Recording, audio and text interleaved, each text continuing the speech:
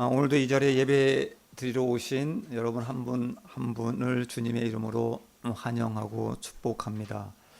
우리 한 주간도 우리 주님의 은혜 가운데 잘 지내셨습니까?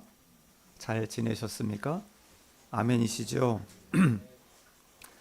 오늘이 2월의 마지막 주인 것 아십니까? 2월 22일 벌써 2026년도 2월도 마지막 주가 되었습니다. 세월이 정말 무서울 정도로 빠르다라는 것을 좀 느끼고 있습니다.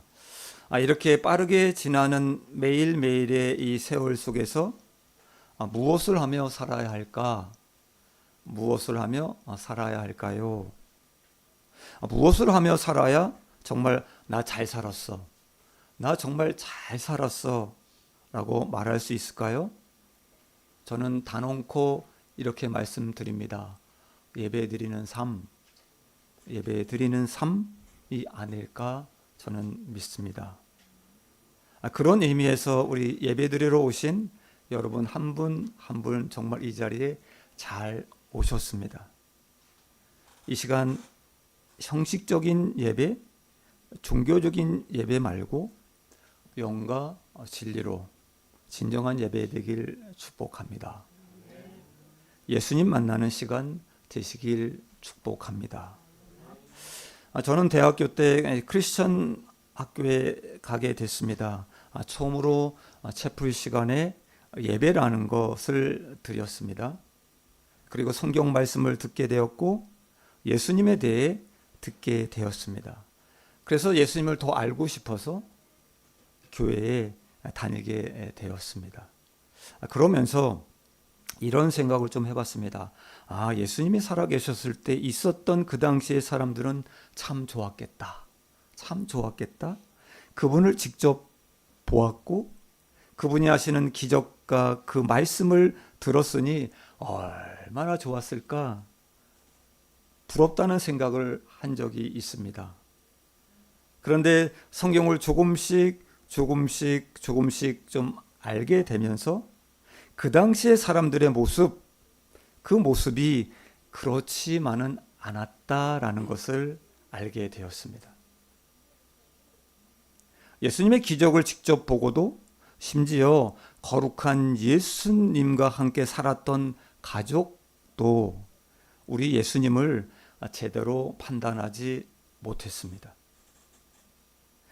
땅에 속하여 사는 세상의 많은 사람들에게는 예수님, 그 예수님은 여전히 낯선 분으로 이해되지 못하는 존재인 것 같습니다. 요즘 요한복음 말씀을 좀 묵상하면서 아무도 알아주지 않는 곳, 그냥 나그네처럼 오셨다가 나그네처럼 사셨던 그 예수님이 많이 외로우셨겠다라는 좀 생각을 하고 좀 마음이 좀 짜잔 좀 했습니다. 사랑하는 여러분, 여러분은 지금 예수님을 어떻게 생각하고 계십니까? 여러분은 지금 예수님을 어떻게 생각하고 계십니까? 오늘 말씀 안에서 예수님을 바라보는 유대인들이 등장합니다. 예수님을 바라보는 유대인들이 등장하고 있습니다. 그리고 반응이 나옵니다. 예수님은 그들의 반응을 봅니다. 그리고 유대인들에게 그리고 저와 여러분에게 두 가지의 교훈을 던지십니다. 저는 오늘 본문을 가지고 행하려 하면 알리라, 행하려 하면 알리라 라는 제목으로 이 두 가지 교훈을 같이 나눌까 합니다. 첫 번째, 예수님의 첫 번째 교훈, 외모로 판단하지 말라. 외모로 판단하지 말라입니다. 우리 7장 24절 말씀입니다. 7장 24절의 말씀 같이 봉독합니다. 시작. 외모로 판단하지 말고 공의롭게 판단하라 하시니라. 아멘. 예수님은 38년 된 병자를 고치십니다. 그리고 왕의 신하의 아들을 낫게 해 주셨습니다.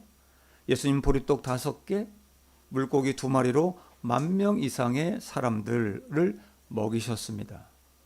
사람들은 예수님께 열광되어졌습니다. 사람들은 예수님을 보면 열광했습니다. 예수님의 형제들마저도 이런 말을 합니다. 이런 갈릴리 시골에 있지 말고 명절에 예루살렘에 올라가서 좀 자신을 드러내십시오라고 형제들은 말을 합니다. 그리고 부축입니다. 그런데 예수님은 말씀을 하십니다. 내 때가 아직 이르지 아니했다라고 말씀합니다. 그리고 함께하지 않으셨습니다. 그리고 사람들이 전혀 알지 못하게 아주 은밀하게 움직이셨습니다. 무리는 예수님의 명절에 올라와서 그들의 관심을 충족시켜 줄 것이라고 기대를 했습니다. 그러나 예수님은 좀처럼 모습을 드러내지 않으셨습니다. 아니, 예수님이 어디 계시지? 아니, 예수님이 어디 계시지? 라며 무리 가운데 그 예수님을 두고 상당한 논쟁이 있었습니다. 어떤 사람들은 이야기합니다. 그는 좋은 사람이요. 그는 아주 좋은 사람이요. 또한 어떤 사람들은 이렇게 이야기합니다. 그렇지 않소. 그렇지 않소. 그는 사람들을 속이고 있어. 기대 반, 실망 반, 민심이 긍정과 부정으로 나뉘었다가 부정으로 기울어질 무렵 명절 중간입니다. 명절 중간에 예수님은 갑자기 모습을 짜잔 하고 나타내십니다. 오늘 본문입니다. 초막절 중간쯤에 성전에서 가르치시는 예수님의 모습을 그리고 있습니다. 초막절은 과거 출애굽 이후 광야 생활을 추억하며 하나님이 주신 은혜, 하나님이 주신 그 구원을 기억하는 아주 대중적 특별한 절기였습니다. 초막절 하루가 아닙니다. 8일 동안 지속됩니다. 초막절은 8일 동안 지속되는데 그 초막절 중간 즈음이라고 말을 했으니까 초막절이 시작된 후 한 4일쯤으로 된 것 같습니다. 예수님은 어디에서 오셨는지 전혀 알 수 없었습니다. 그런데 갑자기 성전에서 사람들을 가르치고 계십니다. 유대인들은 예수님의 가르침을 가만히 듣고 있습니다. 여기서 유대인들이라고 불리는 사람들은 예루살렘에 있는 종교의 기득권에 기대어 사는 사람들이라고 보시면 됩니다. 사도 요한은 예수님의 가르침이 어떤 것인지는 말씀에 기록하고 있지는 않습니다. 그런데 유대인들의 반응은 이렇게 설명하고 있습니다. 15절 말씀입니다. 봉독합니다. 시작. 유대인들이 놀랍게 여겨 이르되 이 사람은 배우지 아니하였거늘 어떻게 그를 아느냐 하니. 아멘. 유대인들은 감히 범접할 수도 없는 그 근처에도 갈 수 없는 그 예수님의 가르침에 놀랍니다. 그가 하는 말이 너무나 훌륭해서 아니 저 사람이 어떻게 저런 가르침을 줄 수 있지? 아니 저 사람이 어떻게 저런 가르침을 줄 수 있지? 하며 놀랐던 것입니다. 그러나 그들은 변합니다. 즉시로 예수님을 외모로 판단합니다. 아니 그는 목수의 아들인데 랍비 학교도 안 나온 주제의 말씀을 가르치다니 글도 배우지 않았을 텐데 외모로 판단합니다. 예수님의 가르침 그 건의를 무시합니다. 그리고 매우 불쾌하게 수근수근됩니다. 이 당시는 모든 백성들, 모든 국민을 대상으로 교육하는 학교가 없었습니다. 글을 배우려 하면 반드시 랍비 학교에 들어가야만 했습니다. 그리고 랍비에게서 말씀을 배웠습니다. 글을 배웠습니다.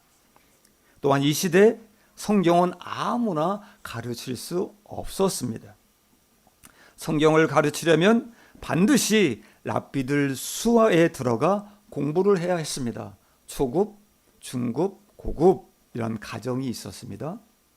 거기다 권위 있는 랍비의 수하에서 공부한 사람들은 머리에 힘을 잔뜩 두고 어깨에 힘주고 어슬렁 다녔습니다. 왜요? 그가 하는 말보다 누구의 랍비의 제자라는 그 이유로 그 말에 권위가 있었던 것입니다. 사도 바울도 여러분 잘 아시죠? 자신을 변호할 때 이렇게 이야기합니다. 나도 가말리엘의 문화생이었다라고 사도 바울은 이야기를 합니다. 권위를 잔뜩 쥐고 있는 이 랍비의 이름을 걸고 말씀을 전하면 사람들은 그 말씀을 그냥 인정했습니다. 여러분, 외적 조건이 이 내적인 내용을 결정하는 풍토가 지배했던 장소였습니다. 겉으로 드러나는 것, 내용보다 더 중요하게 여겼던 것입니다. 만일 예수님이 여러분 생각해 보십시오.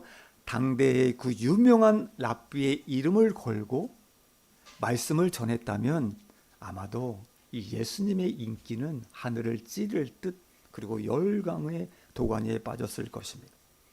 세상은 판단 기준이 겉으로 보이는 학벌입니다. 외모입니다. 돈 등으로 판단합니다. 이런 생각을 좀 해봅니다. 만약에 옷을 허접하게 입고 있어서 마음으로 좀 무시하고 있었는데 아니 그가 동경대를 나왔대. 그러면 태도가 확 바뀝니다. 그가 어떤 말을 해도 그냥 그럴듯하게 들립니다. 갑자기 그의 말이 신뢰가 됩니다. 이렇게 우리는 저와 여러분은 말의 진실성보다 그냥 학벌로 평가합니다. 말보다 말을 하는 사람의 학벌을 보는 것입니다. 학벌뿐이 아닙니다. 이런 말을 좀 듣습니다. 우리나라는 어린 아이부터 어른까지 대부분의 사람이 어느 병원으로 간다고요? 성형외과를 찾는다고 합니다. 예쁘지 않으면 용납이 안 되는 나라인 것 같습니다. 마음이 아픕니다. 하나님을 믿는다? 그 유대인조차도 외모로 판단하는 것을 보시고 예수님은 겉으로 드러나는 것으로 판단하지 말아라. 하나님의 기준, 그 공의로 판단하라 라고 말씀합니다. 이 당시 유대인들은 하나님의 이름 야훼를 쓰고 나서 즉시로 그 붓을 꺾습니다. 그리고 지킵니다. 이런 율법을 철저히 지키는 그 유대인의 사회입니다. 그들은 율법에 담긴 이 하나님의 본질을 전혀 모른 채 자기 영광만을 위해 겉으로만 거룩하게 꾸미는 외식하는 자들이었습니다. 남들에게도 자신에게도 외모가 그들의 판단 기준이었을 것입니다. 혹시 저와 여러분 겉으로 보이는 것으로 판단하며 살고 있진 않으십니까?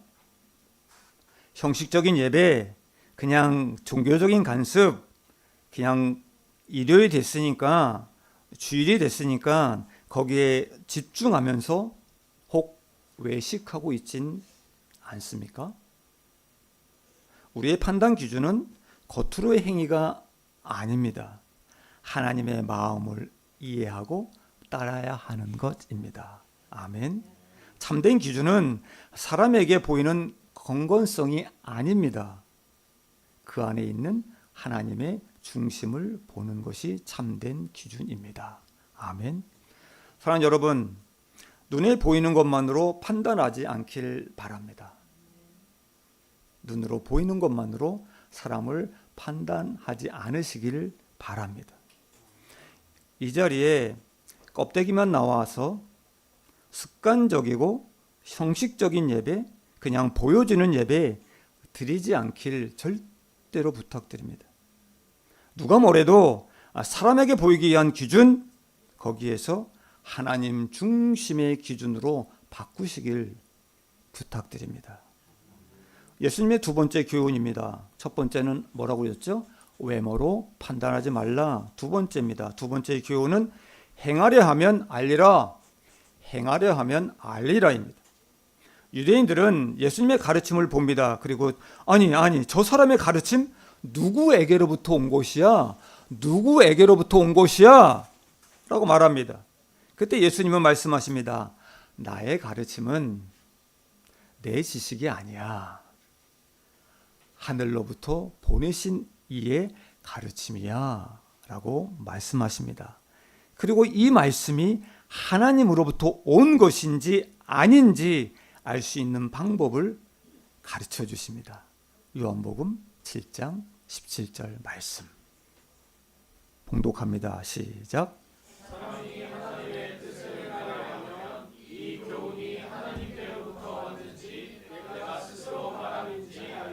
아멘. 예수님은 말씀하신다.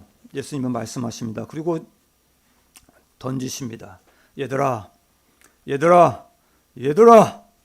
이 말씀이 하나님으로부터 왔는지 알고 싶니?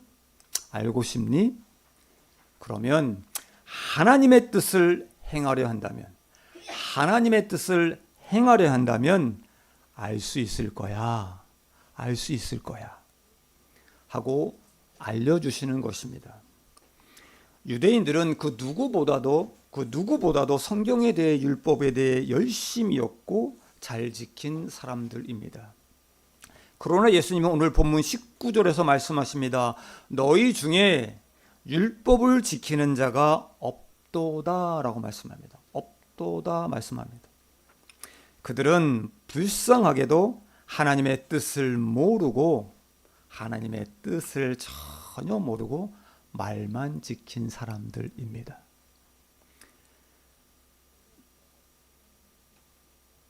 우리 부모가 아이들한테 말을 합니다. 무언가를 시킵니다. 그럼 우리 아이들이 이렇게 반응을 할 수 있어요. 알겠어.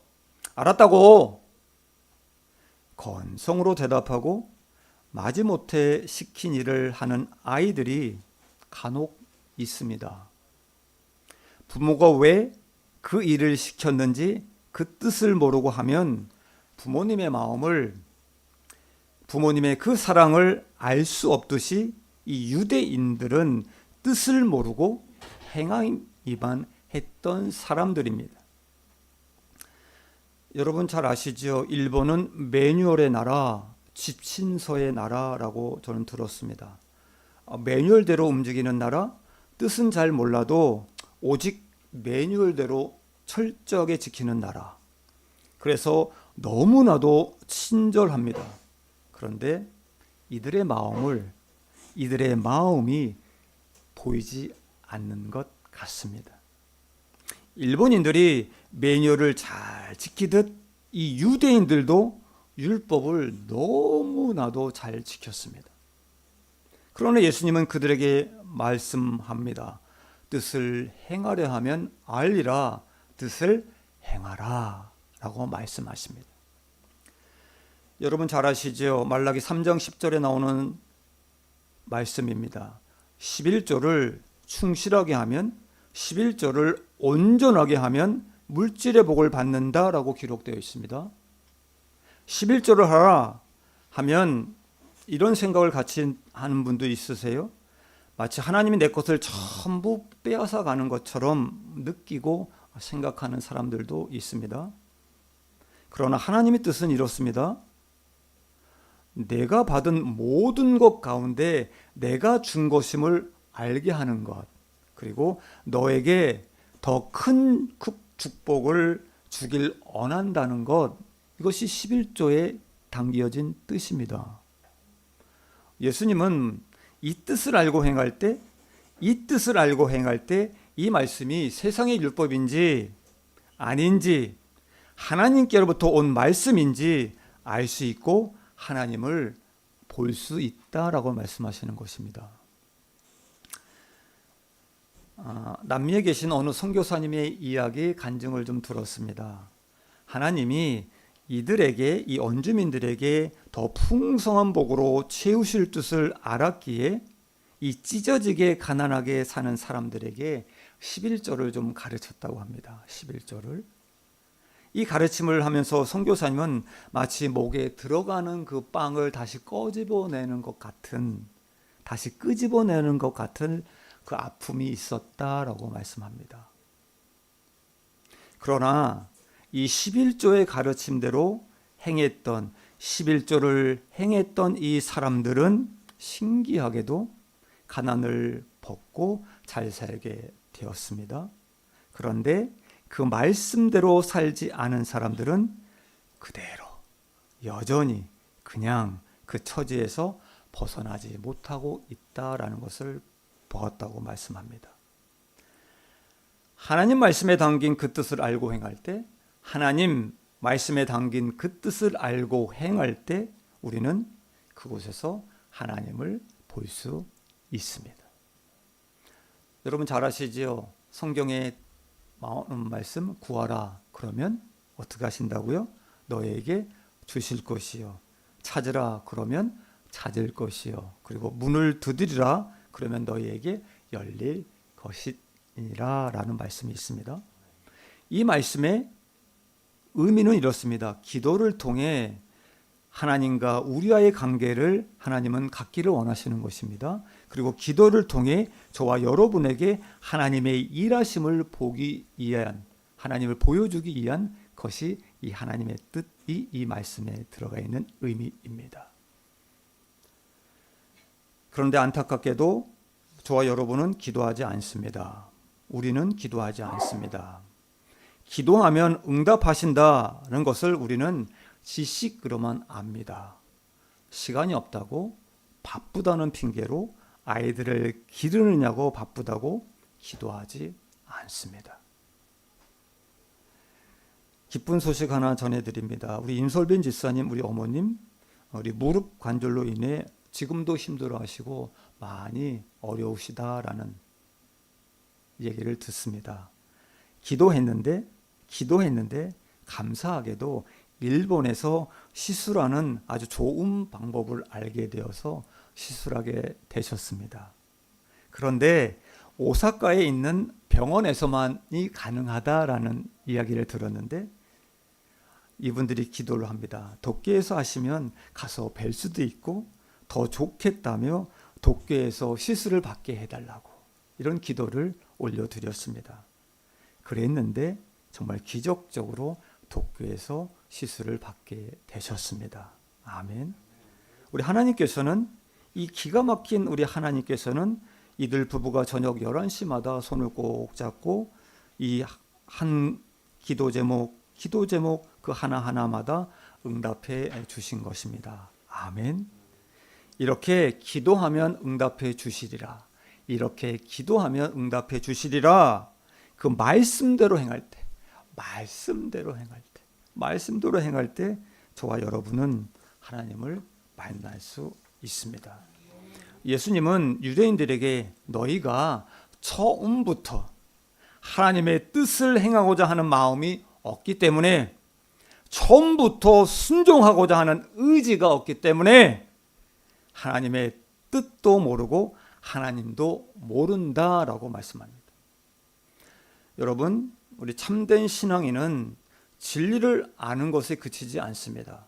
진리를 아는 것에 그치지 않습니다. 반드시 행동으로 순종하는 사람입니다.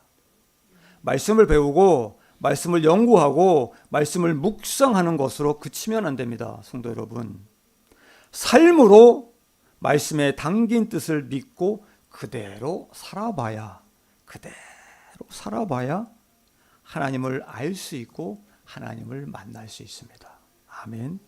누구는 이런 말씀합니다. 살아낸 만큼이 믿음이다. 살아낸 만큼이 믿음이다. 살아낸 분량이 우리의 믿음이다 라고 누구는 말씀합니다. 사랑하는 여러분, 얼마나 말씀을 행하며 살고 계십니까? 얼마나 말씀을 행하고 살고 계십니까? 여러분 잘 아시는 우리 김기석 목사님이 이런 말씀을 하셨습니다. 종교적 지식을 삶으로 나타내지 않으면 그것은 교만해질 수밖에 없다. 삶으로 번역되지 않는 종교적 지식, 그것은 교만이다 라고 말씀하십니다. 성도 여러분, 삶으로 말씀을 번역하시기를 부탁드립니다. 삶으로 말씀을 번역하시길 부탁드립니다. 말씀을 삶으로 살아내 보시기를 축복합니다. 그래야 하나님을 볼 수 있습니다. 그래야 하나님을 만날 수 있습니다. 말씀을 맺습니다. 오늘 우리는 외모로 판단하지 말라. 외모로 판단하지 말라. 행하려 하면 알리라. 이 예수님이 가르쳐 주신 두 가지 교훈을 오늘 생각해 보았습니다. 외모로 판단한다면 아마도 예수님은 랍비학교 근처에도 가보지 않은 그저 갈릴리에서 온 시골 청년에 불과합니다. 그에 비해 유대인들은 외모도 출중합니다. 학벌도 뛰어납니다. 경력도 화려했습니다. 그러나 예수님은 완벽해 보이는 이들에게 말씀합니다. 너희들은 남에게 보이기 위해 겉으로만 치장하는 자들이다. 말로는 하나님을 말하지만 실제로 자신의 영광만을 위해 사는 자들이다. 다른 사람들을 외모로 판단하며 정죄하는 자들이다. 하나님의 뜻도 모르고 행하지도 않으면서 율법을 잘 지킨다고 하는 그저 애식하는 자들이다 라고 예수님은 말씀하십니다. 지금 예수님은 우리들에게 어떻게 말씀하실까요? 저와 여러분에게는 예수님이 어떻게 말씀하실까요? 우리의 신앙이 자라지 않고 진리를 깨닫지 못하고 성장이 되지 않는 이유, 그 이유가 무엇일까요? 무엇이라고 생각하십니까? 그것은 말씀대로 행해야 되겠다라는 결단이 없는 것입니다. 그리고 행하지 않기 때문입니다. 참된 신앙은 이론만이 아닙니다, 여러분. 행동이 꼭 쫓아와야 됩니다. 야고보서 2장 14절에 말씀합니다. 믿음이 있다고 하면서 행함이 없으면 그런 믿음 어떻게 자기를 구원할 수 있느냐라고 말씀합니다. 기도해서 응답받으리라. 기도하면 응답해 주신다. 마음으로만 생각하고 기도하지 않으면 그런 믿음이 어떻게 그 기도 가운데 받은 은혜를 체험할 수 있겠습니까? 절대로 받을 수 없습니다. 하나님이 11조를 하면 11조를 온전히 하면 쌓을 것이 없도록 재물을 부어주신다고 했는데 결단하지 아니하고 11조를 하지 않으면 하나님이 과연 물질을 채우시는 분이신지 물질을 더하여 주시는 분이신지를 우리가 어떻게 알 수 있습니까? 하나님의 뜻대로 행해야 우리는 하나님을 제대로 알 수 있습니다. 아멘. 우리는 하나님의 뜻을 행해야만 하나님을 만날 수 있습니다. 아멘. 성도 여러분, 살아낸 만큼이 믿음입니다. 살아낸 만큼이 믿음입니다. 무늬만 크리스천, 껍데기만 믿는 사람, 믿음 좋은 척 살지 맙시다. 이번 한 주 말씀대로 행하리라 결단하시고 살아보시길 바랍니다. 그래서 다음 주에는 우리 모두 하나님이 주신 그 은혜를 간증할 수 있게 주님의 이름으로 축원드립니다. 기도하겠습니다.